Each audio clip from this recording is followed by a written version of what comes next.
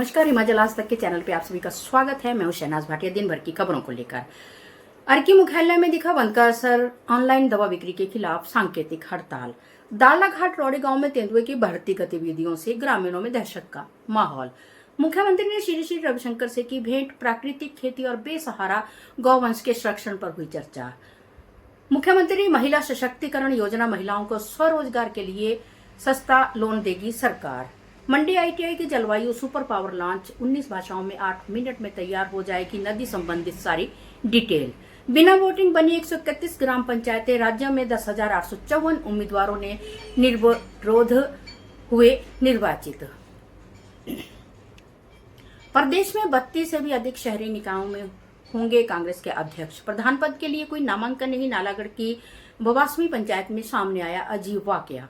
हिमाचल में बढ़ रहा नशे का कारोबार, प्रदेश में पंजाब पाकिस्तान से आ रही सप्लाई चपेट में युवा वर्ग। फूड लाइसेंस की आड़ में नशीली दवाओं का उत्पादन, कच्चे माल की जांच में जुटा राज्य दवा नियंत्रण प्राधिकरण। तबादले के खिलाफ याचिका से रोकना अवमानना। हिमाचल में 4 जिलों में चली लू, सीजन का सबसे गर्म दिन दर्ज, अगले 48 घंटे हीट वेव का अलर्ट। क्या रहेंगे सोने चांदी के दाम व अन्य समाचार। अब समाचार विस्तार से। अवैध एवं अनियंत्रित ऑनलाइन दवा का बिक्री तथा ई फार्मेसी के बढ़ते चलन के खिलाफ All India Organisation of Chemist and Druggist के दिशा निर्देशानुसार आज अर्की मुख्यालय के सभी दवा दुकानदारों ने 1 दिवसीय सांकेतिक हड़ताल की। ऑर्गेनाइजेशन के अर्की इकाई के अध्यक्ष ईश्वर चंद भार्गव ने हिमाचल आज तक से बात करते हुए कहा कि ऑनलाइन फार्मेसियों के अनियंत्रित संचालन और कॉरपोरेट कंपनियों द्वारा दवाओं पर दी जा रही भारी छूट के खिलाफ आज अर्की मुख्यालय के सभी केमिस्ट और वितरक सड़कों पर उतरे। उन्होंने कहा कि देशव्यापी आंदोलन को सफल बनाने के लिए दवा विक्रेताओं ने अपनी दुकानें पूर्णतः बंद रखी। दालाघाट के रोड़ी गांव में तेंदुए की बढ़ती गतिविधियों से ग्रामीणों में दहशत का माहौल है। बीती रात तेंदुए ने मोटरसाइकिल सवार एक व्यक्ति पर हमला कर उसे घायल कर दिया, जबकि अगले दिन गांव में एक कुत्ते को उठाकर ले गया। घटना के बाद लोगों ने वन विभाग से तेंदुए के पकड़ने की मांग की है। डीएफओ कुनिहार राजकुमार शर्मा ने बताया कि वन विभाग की टीम गांव में लगातार गश्त कर रही है और एहतियात के तौर पर आगामी 2 दिनों तक निगरानी जारी रहेगी।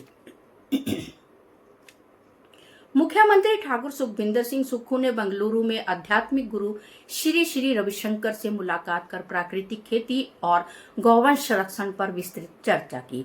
इस दौरान उन्होंने आश्रम में कार्यरत हिमाचल प्रदेश के लोगों से भेंट कर कुशल क्षेम जाना और गौशाला में गौ सेवा की। मुख्यमंत्री ने कहा कि राज्य सरकार प्राकृतिक खेती को बढ़ावा देने और बेसहारा गौवंश के संरक्षण के लिए कई पहल कर रही है, जिसमें गौपाल योजना के तहत निजी गौ सदनों में आश्रित गौवंश के लिए अनुदान राशि बढ़ाना शामिल है। श्री श्री रविशंकर ने प्राकृतिक खेती और गौ संरक्षण में राज्य सरकार के प्रयासों की सराहना बताया। देश की नदियों में जलवायु रिपोर्ट कार्ड को मात्र कुछ क्षणों में तैयार करने की क्षमता वाला एक अत्याधुनिक टूल विकसित किया गया है। यह टूल सूखा, बाढ़ और भविष्य की जल उपलब्धता के बारे में जानकारी प्रदान कर सकता है, जिसमें शोधकर्ताओं से लेकर किसानों और जिला कलेक्टरों तक सभी को सशक्त बनाने की क्षमता है। आईटीआई मंडी के हिमालय जलवायु प्रभाव अनुसंधान प्रयोगशाला द्वारा विकसित वाटरशेड आई नामक यह टूल पूरी तरह से निःशुल्क है और 19 विभिन्न भाषाओं में वैज्ञानिक रिपोर्ट तैयार करता है। हिमाचल प्रदेश में पंचायती राज संस्थाओं के चुनावों में कुल 131 ग्राम पंचायतें ऐसी रही जिनमें सभी पद निर्विरोध चुने गए। इनमें शिमला जिला में सबसे अधिक 42 ग्राम पंचायतें शामिल है। इसके अलावा सिरमौर में 22, मंडी में 17 और किन्नौर लाहौल स्पीति में 18 पंचायतें निर्विरोध चुनी गई। प्रदेश में पंचायतों के साथ ही विभिन्न पदों के लिए बड़ी संख्या में निर्विरोध उम्मीदवार चुने गए। गांव की सरकार बनाने के लिए आपसी भाईचारे को कायम रखते हुए 15 मई के बाद कुल 10,854 पदाधिकारी निर्विरोध निर्वाचित हुए। गौरतलब है कि पंचायत चुनावों के लिए 29 अप्रैल 2026 को अधिसूचना जारी की गई है। 47 शहरी निकाय चुनावों के परिणाम घोषित होने के बाद जीत के दावों का सिलसिला जारी है। इस बीच कांग्रेस के प्रदेश अध्यक्ष विनय कुमार ने शहरी निकाय अध्यक्षों के बारे में एक महत्वपूर्ण बयान दिया है। उन्होंने दावा किया है कि प्रदेश की 32 से अधिक शहरी निकायों में कांग्रेस के अध्यक्ष होंगे। गौरतलब है कि हाल ही में घोषित 47 शहरी निकाय चुनावों के परिणामों के बाद नगर परिषद और पंचायतों के अध्यक्ष पद की कुंजी निर्दलीय उम्मीदवारों के हाथ में है। भाजपा और कांग्रेस दोनों दल इन चुनावों में अपनी जीत का दावा कर रहे हैं। कांग्रेस अध्यक्ष विनय कुमार ने शहरी निकाय अध्यक्षों के बारे में एक बड़ा दावा किया है। उन्होंने कहा कि जहां 1 या 2 पार्षदों की कमी है, वहां कई निर्दलीय कांग्रेस को समर्थन देने के लिए तैयार हैं। विनय कुमार ने आरोप लगाया है कि भाजपा नेता झूठ बोलकर लोगों को गुमराह कर रहे हैं। उन्होंने कहा कि प्रदेश के नगर निकाय चुनावों में कांग्रेस की भारी जीत ने साबित कर दिया है कि प्रदेश के लोग कांग्रेस के साथ मजबूती से खड़े हैं। हिमाचल प्रदेश में पंचायती राज संस्थाओं के चुनाव में जहां एक पद के लिए कई प्रत्याशी खड़े हुए हैं, वहीं जिला सोलन के बवासमी नामक पंचायत में इस बार पंचायती राज चुनाव ने एक ऐसा मोड़ लिया है।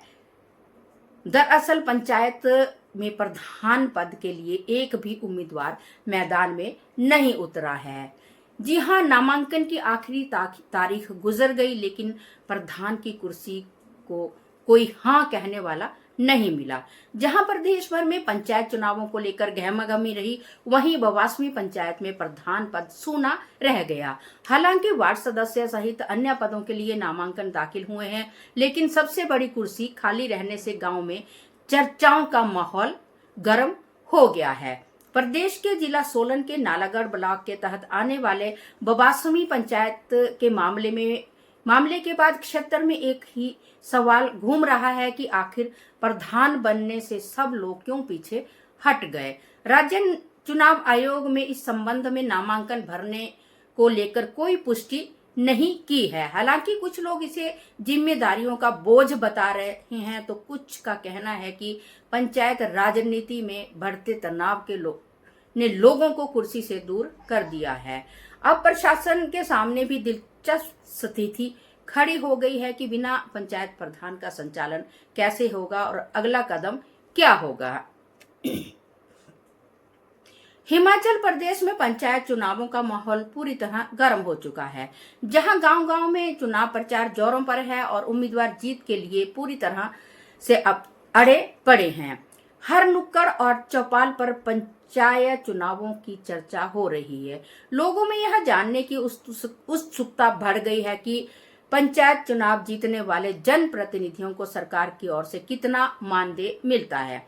जून में नई पंचायतों के गठन और शपथ ग्रहण के बाद निर्वाचित प्रतिनिधियों को हर महीने तय मानदेय मिलना शुरू हो जाएगा। पंचायती राज संस्थाओं में सबसे ज्यादा मानदेय जिला परिषद अध्यक्ष को दिया जाता है, जो 25,000 रुपए प्रति माह होगा। जिला परिषद उपाध्यक्ष को 19,000 रुपए प्रति माह मिलेंगे। जिला परिषद सदस्य को 8300 रुपए प्रति माह मानदेय मिलेगा। इसके अलावा पंचायत समिति अध्यक्ष को 12,000 रुपए प्रति माह मानदेय दिया जाएगा। जिला निर्वाचन अधिकारी पंचायत एवं उपायुक्त मनमोहन शर्मा ने सोलन जिले में 26, 28 और 30 मई 2026 को आयोजित होने वाले पंचायती राज संस्थाओं के निर्वाचन और मतगणना के दृष्टिगत ड्राई डे घोषित करने संबंधी आदेश जारी किए हैं। आदेशानुसार मतदान और मतगणना तिथि पर संबंधित क्षेत्रों में किसी भी प्रकार के मादक द्रव्यों और मदिरा का वितरण और विक्रय वर्जित रहेगा। इसके अलावा 31 मई 2026 को पंचायत समितियों और जिला परिषद सदस्यों की मतगणना के लिए भी ड्राई डे रहेगा। तो चलिए चलते हैं सोने और चांदी के दामों की ओर। आज सोने के दाम में थोड़ी कमी आई है। आज सोना 1,46,722 कैरेट 916 हॉलमार्क हो गया है, जबकि चांदी के दामों में कुछ दिनों से ना बढ़ोतरी हुई है ना कमी आई है। चांदी के दाम 280 पर ग्राम तथा 2800 रुपए तोला है। अभी आगे सोना और चांदी के दामों में उछाल आने की संभावना है। इसी के साथ आज के समाचार समाप्त हुए। मैं शहनाज भाटिया के साथ पवन कुमार सिंह व मनोज शर्मा की रिपोर्ट। जय हिंद, जय हिमाचल।